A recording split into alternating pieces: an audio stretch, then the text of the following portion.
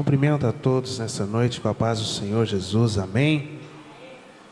Se coloque de pé comigo e abra comigo as suas Bíblias no livro tema da campanha, livro de Neemias, capítulo de número 1. Já foi muito lido nessa campanha, mas eu quero fazer menção de algo que Deus colocou no meu coração neste texto. Neemias, capítulo de número 1. Agradeço a Deus por mais uma vez estar aqui, por mais uma vez ter a oportunidade de trazer a palavra ao coração de vocês e ao meu coração.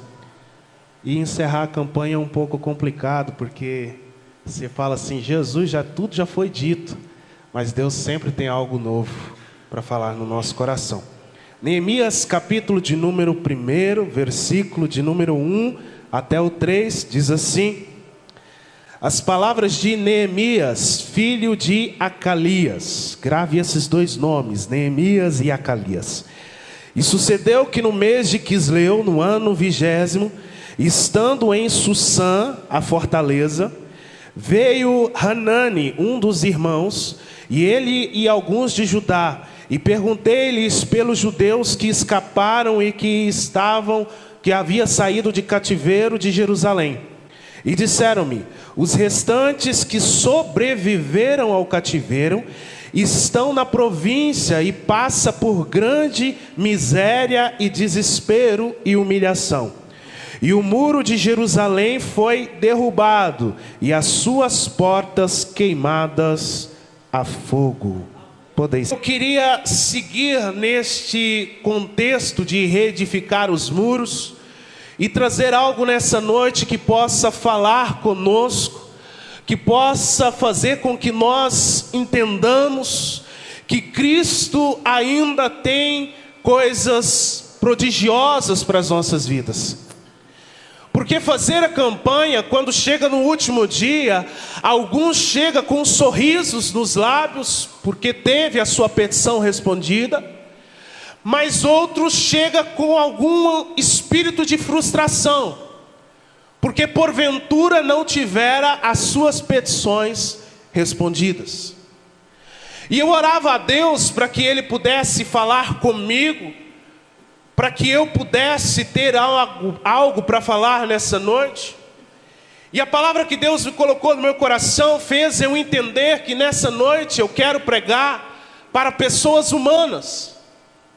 Eu não quero pregar para super-heróis, eu não quero pregar para super-crentes. Eu quero pregar para pessoas que têm dívidas, para pessoas que estão prestes de ser cortada a energia, a água, para pessoas que já foi despejada, para pessoas que custa levantar de manhã porque tem dores e enfermidades que ora e até hoje Deus não curou. Eu quero pregar para pessoas que está desolado, que está desanimado, para pessoas que está abatida, que se sente sozinha, que acha que o mundo virou as costas para ela. Hoje eu quero pregar para pessoas que estão desesperançosos, pessoas que perdeu a esperança, pessoas que estão vendo a sua esperança se esvair entre os seus dedos, porque entra campanha, sai campanha, entra mês, sai mês, entra ano e sai ano, e as coisas não alteram na sua vida. Pessoas que vê a vida financeira se afundar cada vez mais, o desespero bate. Pessoas que não sabem como vai ser o dia de amanhã. Pessoas que estão com um desespero interno, que entraram aqui dentro, mas o seu coração outrora ficou lá fora. Mas eu te convido a trazer o teu coração para o altar nessa noite, porque Deus vai tratar a sua vida, Deus vai tratar a sua história nessa noite. Aquela nação, eu não quero contar a história, porque nesses 6 dias, 7 dias, já se contaram a história. Mas eu me atentei a este texto, que está dizendo a respeito daquela nação, e diz: aqueles que sobreviveram ao cativeiro estão em sofrimento e em humilhação.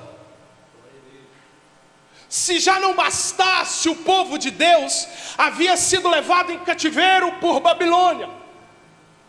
Em cativeiro eles sofreram dissolações. Em cativeiro eles sofreram angústias.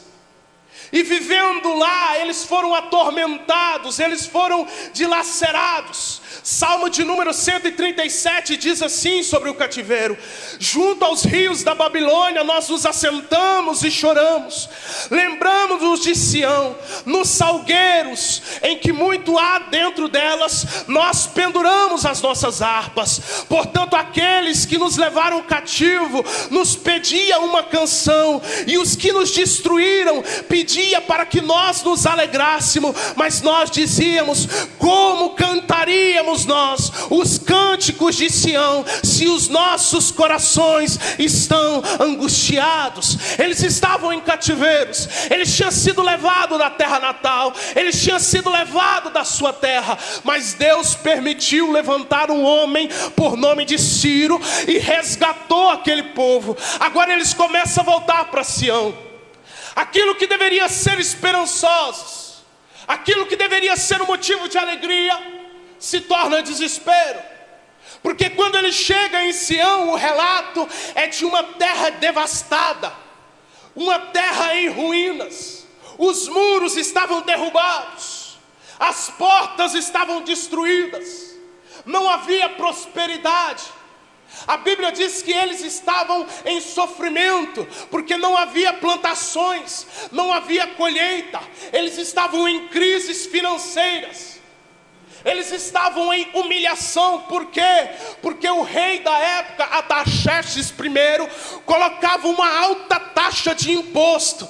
Se você não tivesse dinheiro para pagar os impostos dos reis, seus filhos eram levados como escravos para trabalhar para o rei. Eles eram humilhados, os muros estavam destruídos. Talvez nós possamos olhar e dizer assim: ah, mas é só muro. Mas para que tem muro na sua casa? Para proteção. Eles tinham chegado na terra natal deles, estava passando fome, estava sendo humilhado, não tinha proteção nenhuma, porque eles estavam à mercê de qualquer inimigo, e as portas haviam sido queimadas. Em Jerusalém havia 12 portas. Cada porta tinha um simbolismo especial para aquela nação, para aquele povo. E quando eles estão nesse quadro, quando chega o relato para Neemias, chega um relato desesperador. Porque ele está dizendo: olha, os que sobreviveram ao cativeiro, já foi uma dificuldade sobreviver ao cativeiro. E quando achou que ia ter esperança, agora não tem. O povo começa a construir uma esperança. Se você notar no livro de Esdras, você vai ver que os muros começaram a ser reconstruídos. Eles olharam e falaram: não, agora a esperança está viva, o muro está sendo construído, agora a gente consegue caminhar, agora a nossa vida muda. Mas aí a Bíblia diz que um povo começa a intentar o coração do rei e dizer: se é nessa nação tiver os seus muros, eles vão estar protegidos e eles não vão mais pagar impostos. E aí o que o rei fez? Destruiu todo o muro que já estava sendo construído e destruiu todas as portas que já estava sendo edificada. Então eles estavam sob frustração, porque eles viram algo construir e agora viu desmoronar. Aí Deus faz promessa para o meu e para o seu coração. Você vê a promessa caminhar, você vê as coisas sucumbirem, você vê as coisas dar certo, mas de repente começa a desmoronar, de repente começa a desfalecer, e você diz: Deus, o que é que está acontecendo? Pois é promessa sua, a minha esperança está acabando. Mas como eu disse, nessa noite eu quero falar acerca de que acontece, daquilo que acontece quando a esperança se vai, quando nós não temos mais esperança em nada. E eu quero, através de Jesus Cristo, tratar o meu e o seu coração nessa noite em relação à esperança, pois tenho uma palavra de esperança para você nessa noite. Quando nós olhamos, como eu disse, havia 12 portas. Eu quero me atentar apenas a algumas portas, para você entender o porquê que eles estavam sem esperança E você vai entender que isso é muito familiar na sua e na minha vida.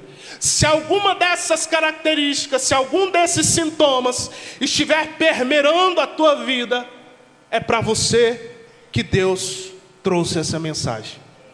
A Bíblia diz que lá havia uma porta das ovelhas, foi dito aqui na mensagem passada. Porta das ovelhas era conhecida como porta dos sacrifícios.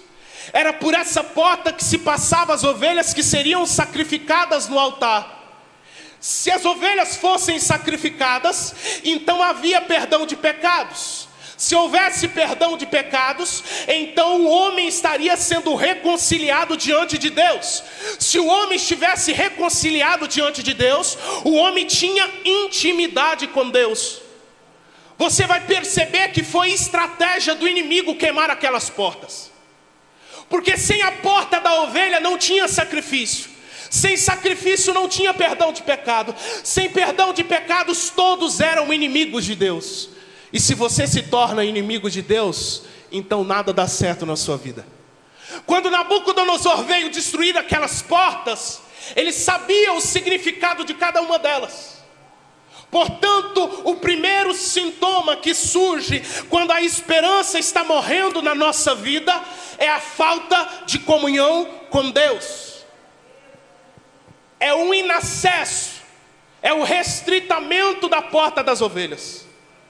Se na sua vida a porta das ovelhas foi queimada, você está perdendo a sua intimidade com Deus, você está perdendo a sua comunhão com Deus, e a sua esperança está morrendo. Quando você está desesperançoso, você não tem força para orar, você não tem força para buscar, você não tem força para ler a palavra de Deus. Você vai perdendo a comunhão com Deus. Toda vez que a esperança vai saindo das nossas vidas, que nós olhamos e falamos: Senhor, eu já não tenho mais esperança do meu quadro ser mudado, é porque nós estamos perdendo a comunhão com Ele. É porque nós estamos fugindo do propósito, nós estamos fugindo da vontade. A porta do sacrifício está destruída na nossa vida. Nós não temos acesso à vontade de Deus. E sem a vontade de Deus, sem a comunhão com Deus, nós padeceremos cada vez mais na desesperança. Cada vez mais nós vamos achar que não tem saída, cada vez mais nós vamos murmurar, cada vez mais nós vamos questionar. Por quê? Porque não temos comunhão com Deus. Ali havia uma porta chamada Porta do Peixe. Essa porta dava para o lago do Mar da Galileia. Era por lá que trazia o sustento, os peixes. Era a porta da providência. Quando a esperança está saindo da nossa vida, nós não temos providência, nós não temos ações. Nós vamos morrendo aos poucos. Nós vamos ver a nossa família ser destruída. Nós vamos ver a nossa vida financeira ser destruída. Nós vamos ver tudo aquilo que nos cerca ser destruído, e nós não temos ações para reagir. Nós não temos vontade para reagir. Ah, pastor, deu errado, eu já oro há muito tempo, acho que isso nunca vai dar certo. A pessoa começa a se fechar, a pessoa começa a se trancar, e ela não procura ajuda para sair daquela situação. Ela não procura ajuda para fugir daquele empecilho que está vindo sobre a vida dela. Ela não tem providência na vida dela. Ela não tem atitude de dizer: olha, eu não vou aceitar essa circunstância na minha vida. Eu não vou aceitar nada do que está sendo imposto. Quando se falta esperança, é necessário que nós reagimos e dizemos: Senhor, eu preciso de uma intervenção sua. Não tem como reagir com as mãos. Reaja com o joelho, reaja com a oração, reaja com as lágrimas, reaja diante de Deus. Faça algo para que essa situação mude na sua vida.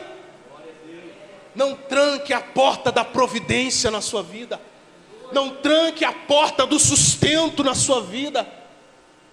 A pessoa perde esperança, sai do emprego, para de trabalhar, para de buscar o Senhor, para de louvar, para de cantar na igreja, para de participar dos grupos da igreja. A pessoa vai morrendo, vai se definhando, por conta da falta de esperança. Ali também existia uma porta que se chamava Porta Velha. Essa porta dava para um altar que foi edificado quando o povo de Deus conquistou a terra de Canaã. E edificou esse altar para que o povo de Deus lembrasse os feitos que Deus havia feito na vida deles lá no deserto. Eles falaram: junta 12 pedras, monte um altar, para que toda vez que alguém olhar para esse altar, lembre que Deus fez a gente atravessar o Mar Vermelho, atravessar o Rio Jordão, que Deus mandou providência para a gente no deserto. Era o altar da gratidão. Só que quando nós estamos perdendo a esperança, nós nos tornamos ingratos. Porque nós não temos lembrança do que Deus já fez. Ah, Senhor, eu perdi minha esperança porque minha bênção não está vindo. E as bênçãos que Deus já mandou para a sua vida? A falta de esperança é um resultado que germina na ingratidão. De não reconhecer que Deus tem te sustentado no deserto, que Deus tem prevalecido na sua vida, que Deus tem derrotado seus inimigos, que Deus tem aberto os mares na sua vida. É ingratidão não reconhecer o que Deus está fazendo. Ontem eu ouvi uma frase, e eu achei ela muito interessante, a Milka estava dizendo ela. E ela diz que a memória do coração é a gratidão. Quando nosso coração é grato diante de Deus, se torna como o coração daquele leproso. Jesus curou 10, só um voltou para agradecer, porque tinha um coração de gratidão, porque sabia que aquilo que Deus tinha livrado a vida dele era muito maior do que a distância de percorrer novamente para poder agradecer. Eu estou dizendo não como se fosse algo de você, porque eu sei que algumas coisas não partem de nós. Eu sei que algumas coisas entram na nossa vida por legalidade que nós damos. O teu coração é terra que só Cristo deve semear. O seu coração é terra que só Cristo deve semear. Não permita que o inimigo venha semear palavras no seu coração, palavras de desânimo, palavras de derrota. Quando isso vier, repreenda, porque você tem um Deus todo poderoso, como foi cantado nessa noite. Eu acho interessante quando eu leio Apocalipse capítulo de número 3, a carta à igreja à Laodiceia. A palavra de Deus diz 3:20, diz assim: eis que estou à porta e bato. Se alguém ouvir a minha voz e abrir a porta, entrarei, voltarei e cearei com ele. Por que eu acho isso interessante? Porque dentro daquela igreja não tinha Jesus. Aquela porta já esteve aberta uma vez. E o que é mais difícil, e o que é mais doído nessa história, é que Jesus diz: voltarei. Jesus já esteve no trono daquela igreja. Tem muitos corações que Jesus já reinou e hoje não reina mais. O que reina é a desesperança, o que reina é a angústia, o que reina são coisas da terra, porque foi semeado. Não pensa você que o inimigo é igual o Bope, que chega dando um chute na porta e destruindo tudo. Ele chega com aquilo que você deixa ele agir, as áreas que você deixa ele atuar, as áreas que você baixa a guarda. Tinha uma torre que foi dita aqui na mensagem passada, que eu acho muito interessante, Torre dos 100 Homens, que era uma torre de vigia. Será que nossas vidas estão sendo vigiadas 24 horas por dia? Será que eu tenho dado brechas, legalidades para que o inimigo venha e plante alguma coisa? Uma voz plantada no teu coração durante o dia pode destruir tudo. Talvez você está esperançoso e aí de repente algo vem e planta e aí você fica desesperançoso.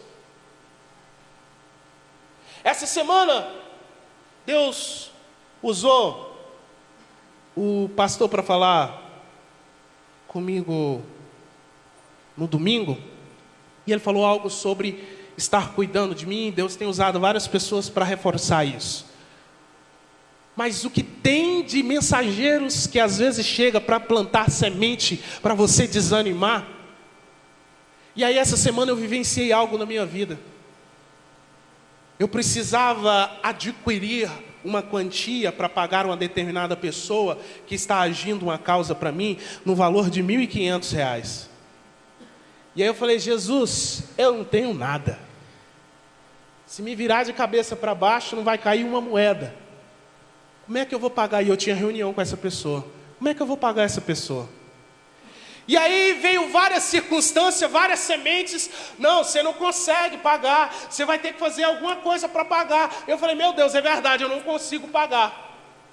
Com 10 minutos eu já estava acreditando numa palavra que era contrária à palavra de Deus. Porque Deus estava dizendo, eu vou cuidar. E aí eu deveria dizer, então está cuidado. Deveria descansar. Mas eu não fiquei assim quando foi semeado no meu coração. Mas Deus ainda foi fiel. Porque não foi 12 horas depois, quando eu me reuni com a pessoa chegou e falou assim, Enéas, você sabe que isso vai ficar R$ 1.500, né? Eu falei, Jesus. Ela falou assim, mas não se preocupa, porque você não vai precisar pagar 1 centavo, eu pago essa dívida para você. Eu vi a providência de Deus. Eu vi que às vezes o inimigo tenta semear coisas no seu coração para você perder a esperança e murmurar diante de Deus. E não se esqueça que o principal motivo que fez toda uma geração não herdar a terra prometida foi a murmuração. Então esteja como estiver, o mundo cai ao seu lado, mas não murmure, persevere na palavra do Senhor. Ele é a sua esperança. Não desfaleça o seu coração. Traga à memória aquilo que Deus trouxe. Ali tinha uma porta que era a porta dos montouros. Jesus faz referência a essa porta quando ele diz sobre o Geena, o inferno. Pois por passar nessa porta você jogava todo o lixo de Israel e ali queimava 24 horas por dia. E ele faz uma referência dizendo que assim é o inferno. Só que se essa porta estava destruída em Israel, Israel não tinha saneamento básico e não tinha coleta de lixo. Era uma maravilha viver dentro dos muros de Jerusalém. Porque todo o lixo começou a ficar acumulado. Todo o lixo começou a ficar lá e nada saía. Quando a esperança vai morrendo na nossa vida, nós começamos a acumular lixos em nossa vida. Quer alguns exemplos? Ressentimento. O que é ressentimento? No português, ressentir algo que lhe fez dor. 1874, alguém pisou no seu pé. 2017, você olha para a pessoa e você lembra. Até a cor da camisa que a pessoa estava. Ah, aquele dia minha unha ficou encravada. Ressentimento. Trazer uma dor do passado por presente é abri-la novamente e sentir toda a dor. E quando falta a esperança, isso vai acumulando. Acumulando rancor, acumulando raiva, acumulando ira na nossa vida. Isso vai se tornando um montouro, um lixo. E aí não há esperança que sobreviva na nossa vida. É preciso nós fazermos faxinas nas nossas vidas. Tirar tudo aquilo que não presta e mandar embora. É tão interessante. A pessoa às vezes é sofrida, batalhadora, mora de aluguel, e aí precisa viver muito de mudança. Eu mudei demais nessa vida. Mas é tão interessante que você chega para uma casa nova, você ajunta os móveis, aí está tudo limpo porque você fez uma faxina. Quando você vai mudar, tem 2 mudanças. Uma para os seus móveis e o outro para os lixos que você ajuntou enquanto vivia naquela casa. E aí a hora que você vai fazer a separação é triste. Tem roupa que não te serve porque foi de quando você tinha 10 anos de idade. Aí você olha para a roupa e fala, nossa, mas eu ficava tão bonito nessa roupa, um dia vai me servir. Cai na realidade. É provável que não sirva novamente. Mas eu não ajo assim. Quando eu encontro uma roupa no meu guarda-roupa, que às vezes eu ganhei, e às vezes as pessoas olham para mim, e é visão de Deus, porque as pessoas olham para mim, e eu já ganhei roupa tamanho M, e eu falo, é milagre, meu amigo. Uma roupa tamanho M entrar em mim é prova de Deus. Não entra. Aí eu guardei. Aí teve um dia que eu falei, eu vou doar. E era muito cara, muito bonita. Eu falei, mas eu vou doar. Eu dou. Não que eu não pretendo outrora vestir um tamanho menor, mas sabe qual é o meu pensamento? Eu falo assim, quando eu chegar nesse tamanho, Deus vai ter providências na minha vida para me comprar novas. Desfaça daquilo que é lixo na sua vida. Desfaça daquilo que é desnecessário na sua vida. Limpe rancor. Perdoe as pessoas. Perdoe tudo aquilo que tem aprisionado a sua vida. E viva uma vida sem lixo, sem pecados. Viva o novo de Deus. Faça uma faxina espiritual. Traga o Espírito Santo para a sua casa, que ele tem mania de limpeza. Ele gosta de limpar. E ele vai tirar da sua vida aquilo que é excesso na sua vida. E eu já estou encerrando. Ali havia a porta da fonte. A porta da fonte dava para um monte de poços de águas naturais, potáveis, que servia para eles beberem. Aquela porta estava destruída. A última consequência da falta de esperança é você perder o sentido de viver. Você não acha mais graça em nada. Os dias amanhecem e anoitecem e você fala, para que eu estou vivendo? Meu dia hoje foi o mesmo. Não teve coisa nova. Parece que eu estou vivendo uma mesmice. Parece que eu estou vivendo a mesma coisa todo santo dia. A pessoa começa a se fechar em si, a se atrofiar e a não dar espaço para que outras coisas aconteçam na sua vida.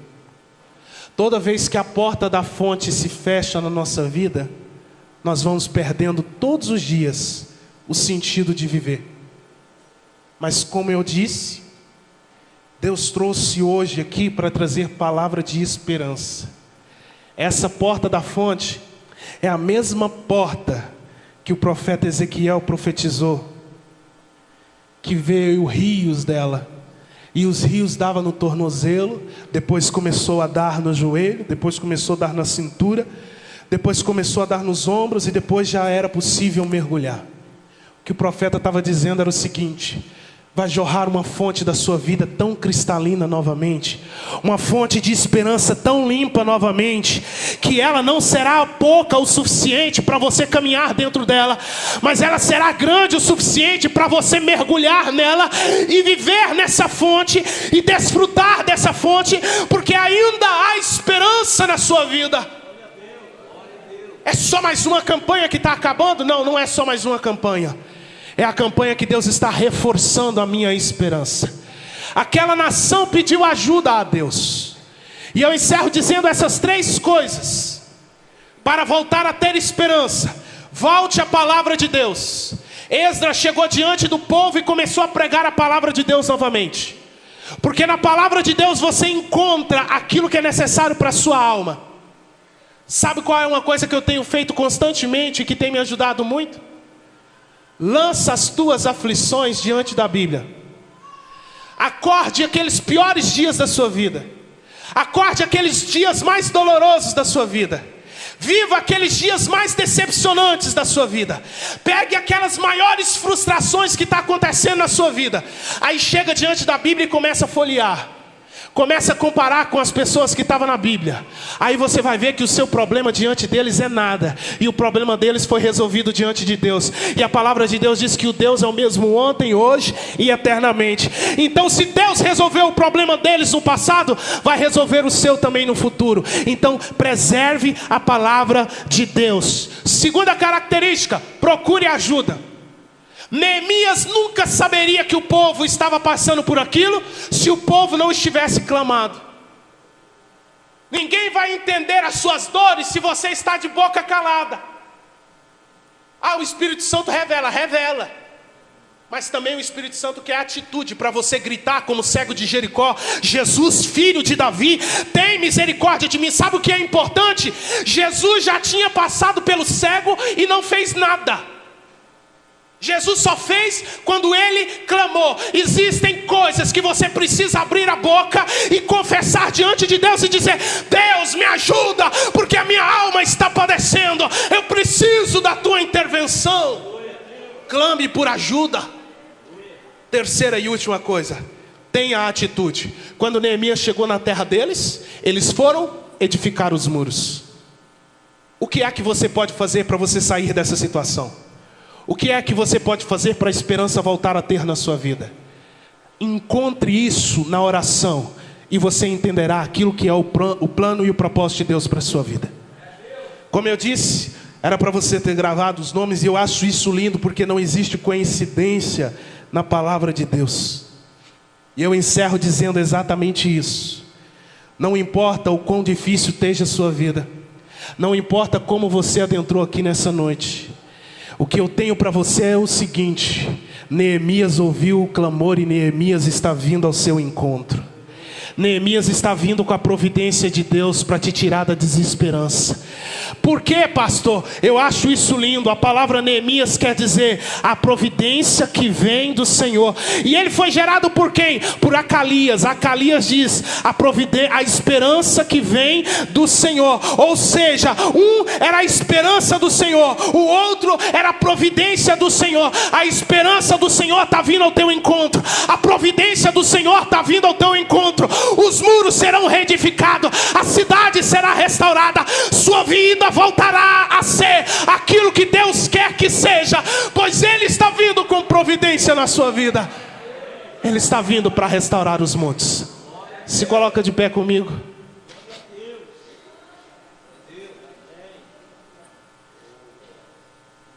Como eu disse, muitas são as circunstâncias sobre as nossas vidas que vêm para nos destruir, nos desanimar. Aquele povo já estava perdendo a esperança de tudo, mas alguém ouviu o clamor deles, alguém ouviu a intervenção deles. O que você vai colocar diante de Deus hoje, nesse último dia da campanha, é tudo aquilo que tem causado a desesperança na sua vida. É tudo aquilo que você já está dizendo: Senhor, eu não consigo mais, eu não aguento mais, eu não suporto mais. É muita dor, é muita angústia, é muito trabalho, mas Deus ainda vai vir com providência na sua vida. Deus guardou esse último dia para terminar de fazer a obra que Ele está fazendo há 6 semanas atrás. Oremos a Deus. Eterno, soberano e majestoso Deus, Pai, eu oro diante dessa igreja, assim como diante de mim, ó Deus, pois o Senhor é quem conhece o nosso coração, o Senhor é quem sabe do nosso deitar e do nosso levantar, o Senhor é quem entende as nossas dores, ó Deus. E muitos adentraram aqui nessa noite desesperançosos, muitos entraram prontos para jogar a toalha, muitos entraram porque não suporta mais aquilo que tem acontecido, porque o quadro continua o mesmo a cada amanhecer. Mas eu venho na autoridade de Deus para dizer que a providência de Deus está vindo, para dizer que a providência dos céus está vindo. Alguém ouviu o seu clamor nessa noite, alguém ouviu o seu gemido nessa noite. Para o cativeiro não volta mais, para a miséria não volta mais, para a humilhação não volta mais, para a angústia não volta mais, pois um rio de esperança está jorrando desse altar nessa noite. Um rio de esperança para conduzir a tua vida para o propósito de Deus, para conduzir a tua vida para o querer de Deus. Ainda há esperança para Israel, ainda há esperança para a sua vida. O Deus ainda é o mesmo, o Senhor ainda é o mesmo, o abençoador ainda é o mesmo, o proveniente ainda é o mesmo. Ele ainda cura, Ele ainda liberta, Ele ainda prospera, Ele ainda salva. Tenha esperança em Deus, pois o teu socorro virá dEle e Ele ouvirá as tuas orações. Fortifica as tuas mãos calejadas essa noite e entenda que Deus entrará com providência na sua vida, em nome do Pai, do Filho e do Espírito Santo de Deus. Amém, Jesus, e amém.